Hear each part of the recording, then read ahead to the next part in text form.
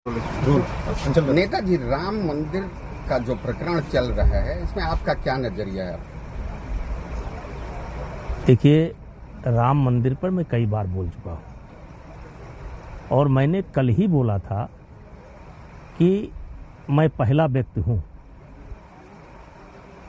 जो अयोध्या के अंदर आम जनमानस के साथ या परिक्षेत्र जिसमें देवीपाटन है, बाराबंकी है, अंबेडकर नगर है, इनके साथ क्या हुआ, ये सारे विषय में पहले रख चुका हूं और लगभग 4-5 साल पहले से मैं इस विषय को रख रहा हूं। अब जैसे इतने बैरियर लगाए गए थे, वो क्यों लगाए गए, उससे क्या लाभ मिला? अयोध्या को एकदम ऐसे तर्ज पर, जैसे पीएम हाउस की सिक्योरिटी होती है, जैसे राष्ट्रपति भवन की सिक्योरिटी होती है, उस तर्ज पर इसको सिक्योरिटी करना चाहिए था। अब सिक्योरिटी के बहाने कर दिया और जिसका खामियाजा ये हुआ कि आज राम मंदिर से आम जनमानस कट गया, गरीब कट गया, अयोध्या से कट गया।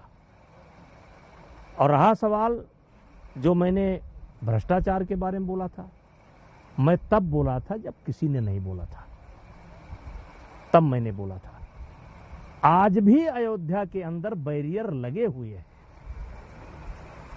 और बैरियर इसलिए, जैसे रंग महल एक मंदिर है, उसके आगे बैरियर लगा हुआ है,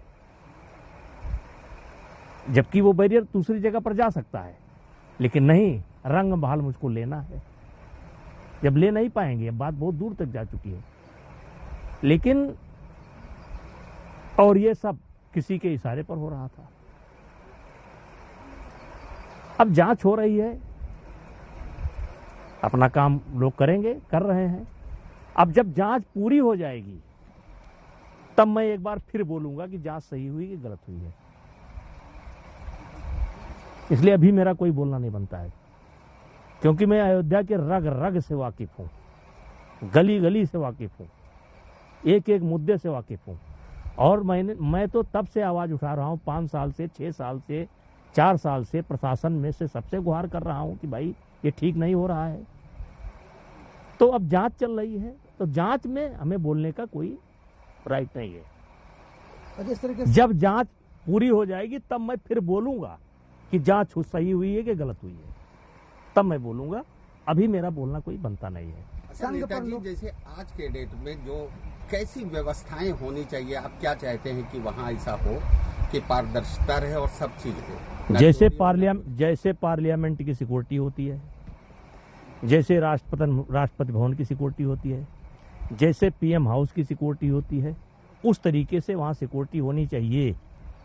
अब जैसे पीएम हाउस के सामने सड़क चलती है, कभी नहीं बंद होती, मात्र रूट लगता है, जैसे प्रधानमंत्री जी का रूट लगता है या कोई विदेशी डेलीगेट्स आया तो उसका रूट लगता है, तो थोड़ी देर के लिए सड़क बंद होती है। आप पूरी अयोध्या को क्यों बंद करते हो? तो पार्लियामेंट के तर्ज पर, राष्ट्रपति के तर्ज पर, राष्ट्रीय भवन के तर्ज पर, पीएम हाउस के तर्ज पर सिक्योरिटी होनी चाहिए। आप रखिए सिक्योरिटी, लेकिन आप ये नाजायज बैरियर क्यों लगा रहे हो? अब क्या बोला जाए इसके संबंध में? अभी बहुत कुछ सारी चीजें नहीं आई हैं। जिस तरीके से आरएसएस के लोग कोस रहे थे चंदा, देखिए ये मेरा विषय नहीं। अच्छा, आपको क्या उम्मीद है आपके मामले में फैसला आने वाला है? 3 अगस्त को रिजर्व कर लिया गया है।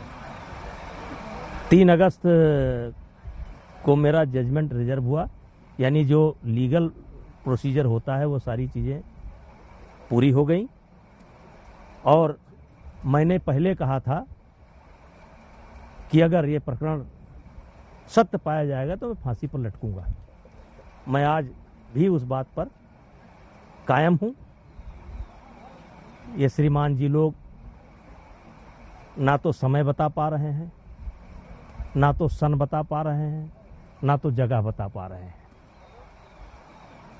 सन गलत, डेट गलत, जगह गलत, तो वारदात भी गलत। अब बाकी न्यायपालिका है, मुझे पूरी उम्मीद है, हमारे अधिवक्ता ने पूरी बात रखी है। जहां तक मैंने सुना है, जो मैं रहा हूं, ना समय है, ना सन है और ना डेट है।